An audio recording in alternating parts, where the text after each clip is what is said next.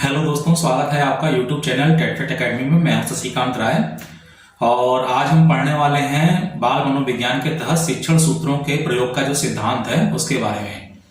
यहाँ पर एक चीज पहले हम आपको बता देते हैं कि शिक्षण सूत्रों के जो प्रयोग का सिद्धांत है वो हर विषय में आप प्रयोग कर सकते हैं। यानी कि हिंदी भाषा शिक्षण में भी उसका इस्तेमाल होता है, गणित शिक्षण में भी उसका इस्तेमाल होता है, सामान्य अध्ययन शिक्षण में भी उसका इस्तेमाल होता है और बाल मनोविज्ञान में बालक के विकास के लिए भी इन्हीं जो है प्रयोग के आधार पर शिक्षण सिद्धांतों का जो है शिक्षण सूत्रों के सिद्धांतों का जो है क्या करते हैं हम लोग प्रयोग करते हैं किसी बालक के विकास में। तो यहाँ पर जो है आज जो हम लोग यही पढ़ने जा रहे हैं कि शिक्षण सूत्रों के जो प्रयोग का जो सिद्धांत है उसके बारे में आज हम पूरा जानेंगे।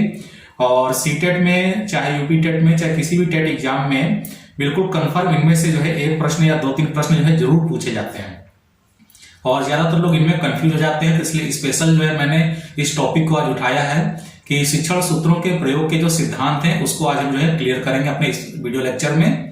और यहाँ पर जो शिक्षण सूत्रों के प्रयोग का जो सिद्धांत दिया गया है वो जो है हर्बर्ट स्पेंसर के द्वारा जो है बताया गया है। और यहाँ पर आप इसकी तुलना जो है किसी भी विषय से कर सकते हैं, चाहे हिंदी भाषा से कर लें, चाहे इंग्लिश लैंग्वेज से कर लें, चाहे सामान्य अध्ययन शिक्षण से कर लें। यानी पेडागॉजी और चाइल्ड डेवलपमेंट बालक के विकास के संबंध में इन शिक्षण सूत्रों के सिद्धांतों का प्रयोग जो है आप बालक के विकास के लिए कर सकते हैं। यानी कि आपकी जो शिक्षण प्रक्रिया है उसको जो है बहुत ही उचित रूप से और सकारात्मक बनाने की तरफ जो है अग्रसर हो सकते हैं। तो आइए एक एक करके जो है शुरू करते हैं कि जो है शिक्षण सूत्रों के प्रयोग के जो सिद्धांत हैं वो क्या क्या है। तो सबसे पहला जो इसमें सिद्धांत आता है वो आता है मूर्त से अमूर्त की ओर। तो मूर्त से अमूर्त की ओर हर बार ये प्रश्न आता है, ठीक है। मूर्त संक्रियात्मक अवस्था, अमूर्त संक्रियात्मक अवस्था, इस प्रकार से जो है प्रश्न पूछे जाते हैं या सिर्फ मूर्त लिखा रहता है, अमूर्त लिखा रहता है। तो मूर्त से अमूर्त की ओर, तो मूर्त से अमूर्त की ओर जो है शिक्षण सूत्र का जो है ये पहला जो है प्रयोग का सिद्धांत है। और इसमें क्या करते हैं हम लोग, मॉडल है, चार्ट है या कोई भी मतलब ऐसी तटस्थ वस्तु यानी कि जिसका कोई भौतिक स्वरूप हो उसको दिखा करके हम लोग क्या करते हैं बालकों को जो है सिखाने का प्रयत्न करते हैं। तो इसमें क्या करते हैं कि जैसे मान लीजिए ये पेन मेरे हाथ में है तो इस पेन को क्या करेंगे हम उस बालक को जो है दिखाएंगे और उसको जो है देंगे कि इसका प्रयोग करके वो देखे। तो बालक क्या करता है कि इस प्रकार से हमारे या शिक्षक के द्वारा जो भी जो है चार्ट पेपर है या कोई मॉडल है या मान लिया कोई भूगोल पढ़ा रहा है तो ग्लोब है या कोई भी अन्य वस्तु जो मतलब भौतिक रूप से ठोस रूप में पाई जाती है उसको क्या करता है बालक के सामने जो है उपस्थित करता है, प्रस्तुत करता है और बालक जो है उसको इस्तेमाल करके उसको क्या करता है सीखता है। तो इसी को हम लोग कहते हैं मूर्त से अमूर्त की ओर सीखना। तो बालक जब उस वस्तु को प्रयोग करता है और उसकी जो कार्य प्रणालियां हैं, विशेषताएं हैं, उसके जो उद्देश्य हैं, जो कुछ भी उसको समझ में आता है उसके प्रयोग करने के बाद बालक के मन में उसके प्रति यानी उस वस्तु के प्रति क्या होता है कि अमूर्त विचारों का जो है जन्म होता है और उन अमूर्त विचारों से बालक क्या करता है सीखने की प्रक्रिया की ओर अग्रसर होता है और अपने मन में उसी वस्तु के प्रति क्या करता है एक जो है वातावरण तैयार कर लेता है या एक धारणा तैयार कर लेता है कि अमुक वस्तु जो है किस प्रकार से काम करती है, उसका इस्तेमाल हम लोग क्यों करते हैं, उसके इस्तेमाल करने के उद्देश्य क्या हैं। तो इस प्रकार से क्या करता है बालक जो है मूर्त से अमूर्त की तरफ जो है सीखने लगता है। तो इसी को हम लोग जो है कहते हैं मूर्त संक्रियात्मक अवस्था से अमूर्त संक्रियात्मक अवस्था, ठीक है। इस तरीके से भी कह सकते हैं। तो पहला तो ये सिद्धांत था। फिर दूसरा है ज्ञात से अज्ञात की ओर।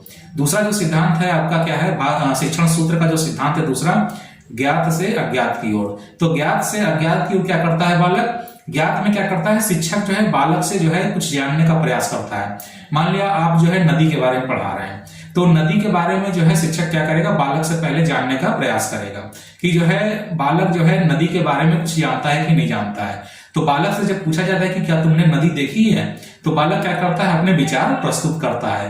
तो विचार प्रस्तुत करने के आधार पर जो है शिक्षक को ये जानकारी हो जाती है कि उस बालक को नदी के बारे में कितना जो है पता है और उसी के आधार पर उसकी मतलब जो मानसिक अवस्था है, मानसिक योग्यता है, उसके आधार पर उस विषय के बारे में क्या करता है व्याख्या प्रस्तुत करना शुरू करता है। तो बालक क्या करता है ज्ञात से अज्ञात की ओर सीखना शुरू कर देता है। यानी कि थोड़ी सी जानकारी, आंशिक जानकारी बालक को इसमें पहले से रहती है। तो इस सिद्धांत को कहते हैं ज्ञात से अज्ञात की ओर बालक द्वारा सीखना, ठीक है। उसके बाद अगला आता है आपका जो है सरल से कठिन की ओर।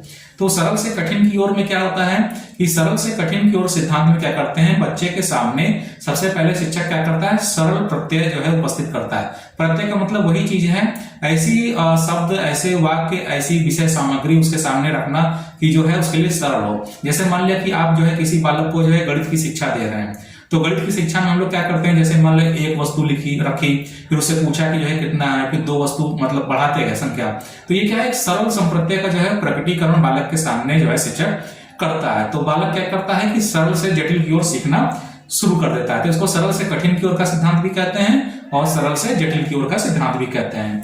इसके बाद आता है पूर्ण से अंश की ओर। पूर्ण से अंश की ओर के सिद्धांत में क्या होता है कि सबसे पहले क्या करता है, शिक्षक जो है उसके सामने पूरी विषय वस्तु जो है प्रकट कर देता है। यानी कि मान लिया कोई विषय सामग्री आप बालक को पढ़ा रहे हैं, सिखाना चाहते हैं, तो आप पहले पूरा उसको जो है पढ़ा करके जो है बता देते हैं कि जो है इस विषय सामग्री में क्या क्या चीजें जो है बताई गई हैं। जैसे मान लिया कि आपको जो है बालक को कोई कविता सिखा रहे हैं और उसका अर्थ आपको जो है बताना है, तो सबसे पहले क्या करते हैं, पहले पूरी कविता को जो है हम लोग उसको पढ़ देते हैं। ठीक है, कविता पढ़ने के बाद शिक्षक क्या करता है, उसका जो है पूरा अर्थ बालक को बता देता है। और उसके बाद जो क्या करता है कि उसके बाद जो है बालक से जो है छोटे छोटे जो है प्रश्न वगैरह जो है पूछता है और इसके आधार पे जो है बालक क्या करता है, सीखना शुरू हो जाता है। क्योंकि उसको क्या होता है कि पहले से जो है ये चीजें जो है पता रहती हैं, मतलब किसी विषय वस्तु के बारे में बालक को पहले से पूर्ण रूप से जानकारी है और उसको जानने के बाद जब आप उससे कोई प्रश्न पूछते हैं तो आप ये अंदाजा लगा सकते हैं कि बालक ने जो है कितनी चीजें जो है सीख ली हैं या जो है ग्रहण कर ली हैं। तो इस सिद्धांत को हम लोग क्या कहते हैं, पूर्ण से अंश की ओर सीखना। इसके बाद आता है प्रकृति का अनुसरण। प्रकृति का अनुसरण का मतलब यहाँ पर जो है नेचर से नहीं है, यानी प्राकृतिक वातावरण है उससे नहीं है। प्रकृति का अनुसरण का मतलब यहाँ पर यह है कि बालक का जो मानसिक प्रकृति है, ठीक है, उसका जो स्वभाव है उसके अनुसार बालक को सिखाना। तो प्रकृति का अनुसरण जो है ये भी जो है क्या है, शिक्षण सूत्र का जो है बहुत प्रमुख सिद्धांत है। इसमें बालकों की जो है प्रकृति, उसकी रुचि, उसकी योग्यता के आधार पर जो है हम लोग क्या करते हैं, शिक्षक क्या करते हैं, उसको जो है सिखाने का प्रयास करते हैं। इसके बाद आता है आपका विश्लेषण से संश्लेषण की ओर। तो विश्लेषण से संश्लेषण की ओर क्या होता है कि आप जैसे किसी विषय सामग्री के बारे में जो है उसके सामने जो है पूरी स्पष्ट रूप से व्याख्या कर देते हैं। ठीक है, तो स्पष्ट रूप से व्याख्या करने के बाद क्या होता है, बच्चे के मन में कुछ जो है दिमाग में जो है विचार जो है बनने लगते हैं और उन्हीं विचारों का हम लोग क्या करते हैं, फिर से जो है पुनर्मूल्यांकन करते हैं। पुनर्मूल्यांकन करने का मतलब ये होता है कि उसका जो स्तर होता है उस विषय के ज्ञान के बारे में और जो हमने बताया है, विश्लेषण किया है, उसके आधार पर उसको जो है बढ़ाने का प्रयास करते हैं। यानी कि एक संश्लेषण रूप जो है प्रस्तुत करते हैं जिसमें जो है एक शिक्षक के विचार शामिल होते हैं जो कि उसने विश्लेषण प्रस्तुत किया था और उसके साथ ही जो है उसमें क्या चीज शामिल की जाती है, जो बच्चों के जो विचार होते हैं, जो विश्लेषण होते हैं, उनको भी जो है प्रस्तुत कर लिया जाता है। यानी कि शिक्षक और बालक दोनों के विचारों को जो है मिला करके एक संश्लेषण तैयार किया जाता है और उसके आधार पर बालक को जो है उस विषय सामग्री या अध्ययन सामग्री के बारे में जो है सिखा दिया जाता है। तो इसको कहते हैं विश्लेषण से संश्लेषण की ओर सीखना।